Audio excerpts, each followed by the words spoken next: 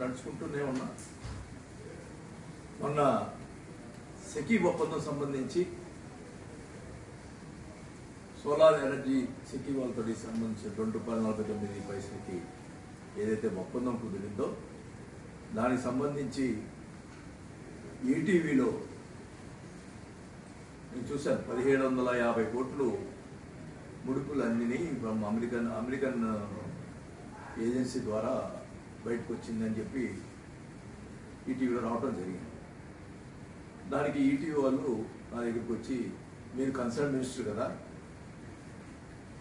మీరు దీంట్లో ఈ ముడుపుల్లో మీకు కూడా బాగా ఉందా, మరి కన్సర్న్ మినిస్టర్ తెలియకుండా జరగదు కదా అని నాతో మాట్లాడటం జరిగింది.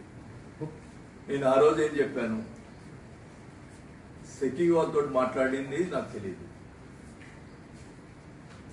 మరి సీఎం ఆఫీస్ వాళ్ళ నుంచి ఫైల్ మూవ్ చేశారు. ఫైల్ నా దగ్గరికి వచ్చింది. అర్ధరాత్రి పూట ఫోన్ చేసి మీరు ఆ ఫైల్ని సంతకం పెట్టాలి 5 అని అడిగితే, ఆ రోజు నైట్ నేను రిజెక్ట్ చేశాను. మార్నింగ్ వచ్చి క్యాబినెట్ మీటింగ్ పెడతాను అంటే క్యాబినెట్కి పంపించాను. అది నేను చెప్పింది విషయం. మరి నిన్న చెవిరెడ్డి భాస్కర్ రెడ్డి మరి ఆయనకి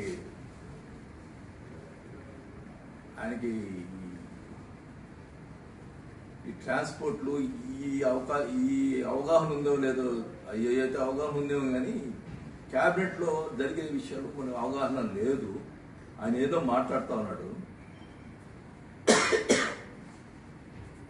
మీరు సంతకం పెట్టారు అని చెప్పి మాట్లాడతారు. నేను ఆ రోజు క్లియర్గా చెప్పానండి, నేను క్యాబినెట్కి పంపించానండి. క్యాబినెట్ పంపించడం అంటే నా సంతకం లేకుండా ఎట్టపోతుంది. నేను ఒప్పందంలో సంతకం పెట్టలేదు, కానీ క్యాబినెట్ ఫార్వర్డ్ చేసేదాన్ని సంతకం పెట్టింది. సంతకం లేకుండా ఆ రోజు చెప్పాను క్యాబినెట్ పంపించండి, నా డిజిటల్ సంతకంతో క్యాబినెట్ పోయింది. దానికి ఎంతో సంతకం పెట్టాలని ఇది డైవర్ట్ చేస్తున్నారు. ఇది క్యాబినెట్ పంపించాను నేనే చెప్పాను కదా, మళ్ళీ ఇదేంటి ఇది సంతకం పెట్టండి క్యాబినెట్ పంపించేదానికి వితౌట్ మై సిగ్నేచర్ క్యాబినెట్ అట్టు పెడతారు. మరి నిన్న చెవిరెడ్డి భాస్కర్ రెడ్డి మరి ఆయనకి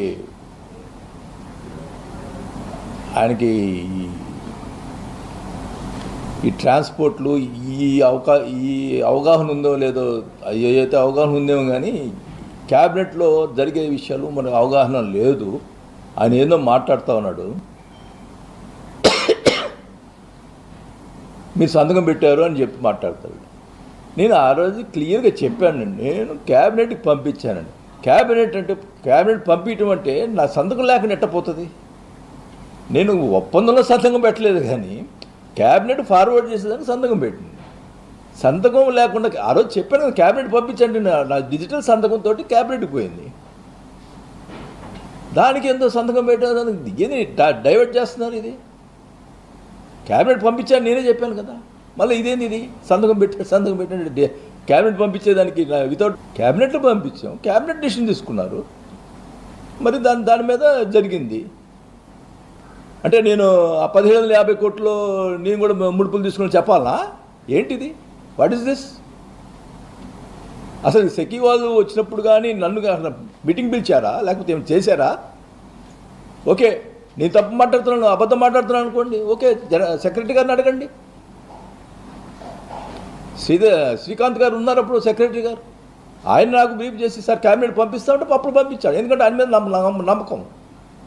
క్యాబినెట్ పంపిస్తున్నాడు, మనకేముండదు సార్, క్యాబినెట్ పంపించండి. సో సెంట్ క్యాబినెట్ సంతకం పెట్టుకునేటప్పుడు పంపిస్తామండి. క్యాబినెట్ పంపించేదాన్ని కూడా సంతకం పెట్టే ఒప్పందమా? సెక్యూతో ఒప్పందం పెట్టుకున్నాను ఆ రోజు, క్యాబినెట్కి పంపించాం. దాన్ని నేను ఏదో ఒకరికి ఇచ్చి మాట్లాడతాడు.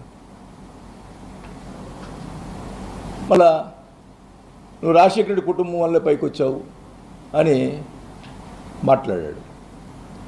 ఎస్, నేను మన పవన్ కళ్యాణ్ గారి పార్టీలో జనసేన పార్టీలో చేరిన రోజు కూడా చెప్పాను నేను, సార్ నాకు రాజకీయ భిక్ష పెట్టింది రాజశేఖర రెడ్డి గారు. Still I stand in on that my legs. నేను ఆ రోజు చెప్పాను, నేను పవన్ కళ్యాణ్ గారికి చెప్పాను, సార్ రాజశేఖర్ గారు నేను రష్యా పోవటం కూడా స్వేచ్ఛనా? ఏం మాట్లాడతావు అసలు? ఏం మాట్లాడేది ఉందా? అసలు రష్యాకు పోయేదానికి నువ్వు ఎన్నిసార్లు అమెరికా పోయావు? నువ్వు అమెరికా పోయి ఏం చేస్తావు అందరూ తెలుసు, ఏం జరుగుతుందో తెలుసు. నీ పర్సనల్ విషయం మొదలుపెట్టానంటే అసలుకి ఒక చరిత్ర ఉంది. డోంట్ నా జోలికి వచ్చామంటే చెప్తున్నా, నేను ఇప్పుడే చెప్తున్నా, మీరు మాట్లాడారు కాబట్టి చెప్తున్నా, మీరు డైరెక్ట్గా పబ్లిక్లో రా, నేను ఓపెన్గా వస్తా, ఓపెన్గా కూర్చుందాం. ఈ 5 ఇయర్స్లో ఏం జరిగింది, నాకెవరికైనా నేను పార్టీ నుంచి బయటకు ఎందుకు పోవాల్సి వచ్చింది అన్నీ కూడా చెప్తా. నువ్వు చెప్పుకో, నువ్వు ఎంత దగ్గరయ్యావో ఎలా దగ్గరయ్యావో నువ్వు చెప్పుకో, నేను ఎలా బయటకు రావాల్సి వచ్చిందో నేను చెప్తా. ఓపెన్గా డిబేట్ రా, దమ్ముంటే రా, చూసుకుందాం, పబ్లిక్లో కూర్చుందాం. నేను మంత్రి పదవులు వదులుకునేవాడిని, ఎమ్మెల్సీ కోసం వాళ్ళని కాకపట్టే దానికోసం చేస్తాను. నేను పవన్ కళ్యాణ్ గారితో ఒకటే చెప్పాను, నేను స్వచ్ఛందంగా వస్తున్నాను సార్, నేను అక్కడ చాలా ఇబ్బంది పడ్డాను, నేను వచ్చాను మీ దగ్గరికి, మీరు నాకు పదవి ఇచ్చినా ఇవ్వకపోయినా మీతో ప్రయాణం చేస్తానని చెప్పాను. కూటమిలో మళ్ళీ చిచ్చు పెడతానని చెప్పి కూడా కొంతమంది ఇచ్చేస్తూ ఉన్నారు. లేదు సార్, నేను ఏ ప్రాబ్లం వచ్చినా నాకు చెప్పండి, కూటమిని మీరు తీర్చేదానికి అన్నటువంటి ఎక్కడ నా వల్ల కూటమితోటి ప్రాబ్లం రాకూడదని కూడా చెప్పాను. అంత క్లియర్గా చెప్పాను. నేను ఆయన పదవి ఇచ్చినా ఇవ్వకపోయినా పవన్ కళ్యాణ్ గారు చాలా మర్యాదగా చూశాడు నన్ను. కాబట్టి నేను ఐఎమ్ విత్ పవన్ కళ్యాణ్ గారితో ఉంటాను. కూటమికి ఏ విషయంలో కూడా కలిసి పనిచేసేదానికి మేము సిద్ధంగా ఉన్నామని కూడా తెలియజేసుకుంటా ఉన్నాం. ఈ విషయంలో మటుకి నేను చెప్తా ఉన్నా, నాకు సెకీతో దిగినటువంటి ఒప్పందం గురించి నాకు ఏమాత్రం అనువంతు కూడా తెలియదు. దానికి సంబంధించి దానికి ఎనర్జీ సెక్రటరీ గారు శ్రీకాంత్ గారు ఉన్నారు, హీజ్ ఎ హానెస్ట్ ఆఫీసర్, ఆయన అడగండి చెప్తారు క్లియర్గా. వాళ్ళు అబద్ధం చెప్తున్నారు, నేను అబద్ధం చెప్తున్నాను. నాకు ఇంకోటి చిన్న డౌట్ వస్తుంది, వీళ్ళేదో డిజిటల్ విలువల రాజకీయం చేశాను, దొంగ రాజకీయాలు చేయను. డైరెక్ట్గా నేను పవన్ కళ్యాణ్, నేను రాజశేఖర్ గారు నాకు రాజకీయ వేసి పెట్టారు కదా సార్, ఆయన మీద ఎప్పుడు నాకు గౌరవం ఉంటుంది సార్. కానీ ఆయన కొడుకు, ఆయన ఇదితోటి ఆయన మినిస్టర్ ఇచ్చాడు కాబట్టి జగన్ గారు పార్టీ పెడితే నేను ఆ పార్టీలో చేరి నేను మినిస్టర్ వదులుకొని పోయాను, పార్టీలో ఎమ్మెల్యేగా వదులుకొని పోయాను. బై ఎలక్షన్లో నా సొంత ఖర్చు పెట్టుకొని నేను చేశాను. ఎందుకు రాజశేఖర రెడ్డి గారి మీద ఉన్న గౌరవం, ఆయన నాకు ఇచ్చినటువంటి ఇది చెప్పండి. ఇప్పుడు ఈ చోటా నాయకుడు ఈ భాస్కర్ రెడ్డి ఎవడు, అప్పుడు ఏం చేస్తున్నాడు అతను నా గురించి మాట్లాడేవాడా? అతనేంటి ఆయన ఏం చేసాడు అప్పుడు? ఆయన ఎక్కడున్నాడు?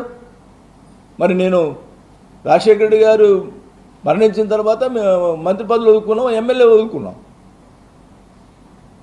నేను అడుగుతా ఉన్నా, ఓపెన్గా అడుగుతా ఉన్నా, చెవిరెడ్డి భాస్కర్ రెడ్డి ఇంకోటి అన్నాడు, మెప్పు కోసం, చంద్రబాబు గారి మెప్పు కోసం, పవన్ కళ్యాణ్ గారి మెప్పు కోసం నువ్వు ఎమ్మెల్సీ దానికోసం నువ్వు ఈ రకంగా మాట్లాడుతున్నావు. ఏమయ్యా వాళ్ళు ఈటీవీ వాళ్ళు 1750 కోట్లు ముడుపులు అందిని, దాంట్లో మీకు బాగుందంటే నేను బాగుందని చెప్పాలనా? ఈ విషయం ఉన్న నిజం చెప్పాలనా? చెప్పాను. దానికి మెప్పు అని అంటున్నాను. నేను ఎప్పుడు జగన్ మెప్పు కోసం ఎప్పుడు చేయలే, నీలాగా ఎప్పుడు కాలు పట్టుకోవాలా, భజన చేయలే. భజన చేయకపోవటం వల్ల నేను ఈరోజు పార్టీకి బయటకు రావాల్సి వచ్చింది. నేను అడుగుతా ఉన్నా, మాగుంట శ్రీనివాసరెడ్డి గారు ఎంపీగా ఉన్నాడు, ఆయన ఏం తప్పు చేశాడు? టికెట్ ఇవ్వకుండా చెవిరెడ్డి భాస్కర్ని తీసుకొచ్చి పెట్టారు. ఎందుకు పెట్టారు? మాగుంట శ్రీనివాసరెడ్డి గారు చంద్రబాబు తిట్టలేదని టికెట్ ఇవ్వట్లేదు అంటే అందరికి తిట్టే వాళ్ళకే టికెట్ ఇస్తే ఏంటిది? ఏం ముందర పోతున్నావు? తిట్టాలనా? కొంతమందికి అలవాటు ఉండదు, మీడియాకు వచ్చి తిట్టడం అలవాటు ఉండదు. ఆ రోజు మాగుంట శ్రీనివాసరెడ్డి టీడీపీలో ఉన్నాడు, ఆ రోజు జగన్ నేను తిట్టాడా? ఆయన నైజం అది, ఒక్కొక్కరికి ఒక్కొక్కటి ఉంటుంది. ఆయన ఇవ్వకుండా, ఆయన టికెట్ ఇవ్వకుండా, ఆయన తిట్టలేదని చెప్పి టికెట్ ఇవ్వకుండా చిత్తూరు నుంచి తీసుకొచ్చినటువంటి ఆయన చిత్తూరులో ఏం చేశాడో ప్రజలు చిత్తూరు జిల్లాలో పోతే అమ్మ చెవిరెడ్డి అంటున్నారు. మీరట్ట ఇది చేస్తున్నారు అన్నారు. పోనీ అయిపోయింది, ఎంపీ టికెట్ ఇచ్చారు, అయిపోయింది, ఓడిపోవటం జరిగింది. జరిగిన తర్వాత సజ్జల గారు వచ్చి నా దగ్గరికి వచ్చి, నువ్వు జిల్లా ప్రెసిడెంట్గా ఉండమంటున్నారు సారు అని అడిగాడు. ఏమని ఉండమంటాడు? మళ్ళా నువ్వు రాజశేఖర రెడ్డి కుటుంబం వల్లే పైకి వచ్చావు అని మాట్లాడాడు. ఎస్, నేను మన పవన్ కళ్యాణ్ గారి పార్టీలో జనసేన పార్టీలో చేరిన రోజు కూడా చెప్పాను నేను, సార్ నాకు రాజకీయ భిక్ష పెట్టింది రాజశేఖర రెడ్డి గారు. Still I stand in on that my legs. నేను ఆ రోజు చెప్పాను, నేను పవన్ కళ్యాణ్ గారికి చెప్పాను, సార్ రాజశేఖర్ గారు నేను విలువల రాజకీయం చేశాను, దొంగ రాజకీయాలు చేయను, డైరెక్ట్గా నేను పవన్ కళ్యాణ్ నేను రాజశేఖర్ గారు నాకు రాజకీయ భిక్ష పెట్టారు కదా సార్, ఆయన మీద ఎప్పుడు నాకు గౌరవం ఉంటుంది సార్. కానీ ఆయన కొడుకు ఆయన ఇదితోటి ఆయన మినిస్టర్ ఇచ్చాడు కాబట్టి జగన్ గారు పార్టీ పెడితే నేను ఆ పార్టీలో చేరి నేను మినిస్టర్ వదులుకొని పోయాను, పార్టీలో ఎమ్మెల్యేగా వదులుకొని పోయాను. బై ఎలక్షన్లో నా సొంత ఖర్చు పెట్టుకొని నేను చేశాను. ఎందుకు రాజశేఖర రెడ్డి గారి మీద ఉన్న గౌరవం, ఆయన నాకు ఇచ్చినటువంటి ఇది చెప్పండి. ఇప్పుడు ఈ చోటా నాయకుడు ఈ భాస్కర్ రెడ్డి ఎవడు అప్పుడు ఏం చేస్తున్నాడు? అతను నా గురించి మాట్లాడేవాడా? అతనేంటి ఆయన ఏం చేసాడు అప్పుడు? ఆయన ఎక్కడున్నాడు? మరి నేను రాజశేఖర రెడ్డి గారు మరణించిన తర్వాత మేము మంత్రి పదవులు వదులుకున్నాం, ఎమ్మెల్యే వదులుకున్నాం. నేను అడుగుతా ఉన్నా, ఓపెన్గా అడుగుతా ఉన్నా, చెవిరెడ్డి భాస్కర్ రెడ్డి ఇంకోటి అన్నాడు, మెప్పు కోసం, చంద్రబాబు గారి మెప్పు కోసం, పవన్ కళ్యాణ్ గారి మెప్పు కోసం నువ్వు ఎమ్మెల్సీ దానికోసం నువ్వు ఈ రకంగా మాట్లాడుతున్నావు. ఏమయ్యా వాళ్ళు ఈటీవీ వాళ్ళు 1750 కోట్లు ముడుపులు అందిని దాంట్లో మీకు బాగుందంటే నేను బాగుందని చెప్పాలనా? ఈ విషయం ఉన్న నిజం చెప్పాలనా? చెప్పాను. దానికి మెప్పు అని అంటున్నాను. నేను ఎప్పుడు జగన్ మెప్పు కోసం ఎప్పుడు చేయలే, నీలాగా ఎప్పుడు కాలు పట్టుకోవాలా, భజన చేయలే. భజన చేయకపోవటం వల్ల నేను ఈరోజు పార్టీకి బయటకు రావాల్సి వచ్చింది. నేను అడుగుతా ఉన్నా, మాగుంట శ్రీనివాసరెడ్డి గారు ఎంపీగా ఉన్నాడు, ఆయన ఏం తప్పు చేశాడు? టికెట్ ఇవ్వకుండా చెవిరెడ్డి భాస్కర్ని తీసుకొచ్చి పెట్టారు. ఎందుకు పెట్టారు? మాగుంట శ్రీనివాసరెడ్డి గారు చంద్రబాబు తిట్టలేదని టికెట్ ఇవ్వట్లేదు. మర్యాదగా ఉన్నా. నేను ఎప్పుడు కూడా ఈరోజు కూడా నాకు జరిగినటువంటి ఈ 5 సంవత్సరాల్లో నాకు జరిగినటువంటి అన్యాయాన్ని ఈరోజు కూడా బయట పెట్టలా.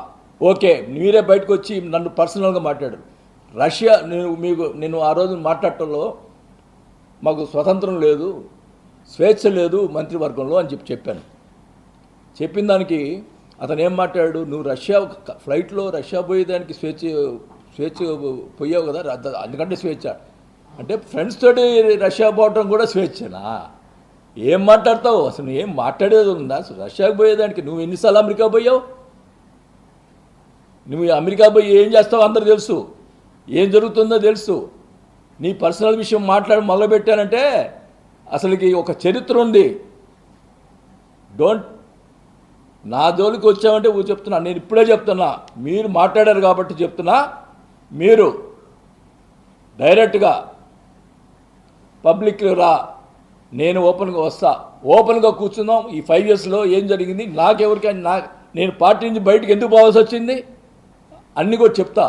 నువ్వు చెప్పుకో, నువ్వు ఎంత దగ్గరయ్యావో ఎలా దగ్గరయ్యావో నువ్వు చెప్పుకో. నేను ఎలా బయటకు రావాల్సి వచ్చిందో నేను చెప్తా. ఓపెన్గా డిబేట్ రా, దమ్ముంటే రా, చూసుకుందాం, పబ్లిక్లో కూర్చుందాం. నేను మంత్రి పదవులు వదులుకునేవాడిని, ఎమ్మెల్సీ కోసం వాళ్ళని కాకపట్టే దానికోసం చేస్తాను. నేను పవన్ కళ్యాణ్ గారితో ఒకటే చెప్పాను, నేను స్వచ్ఛందంగా వస్తున్నాను సార్, నేను అక్కడ చాలా ఇబ్బంది పడ్డాను, నేను వచ్చాను మీ దగ్గరికి, మీరు నాకు పదవి ఇచ్చినా ఇవ్వకపోయినా మీతో ప్రయాణం చేస్తానని చెప్పాను. కూటమిలో మళ్ళీ చిచ్చు పెడతానని చెప్పి కూడా కొంతమంది ఇచ్చేస్తూ ఉన్నారు.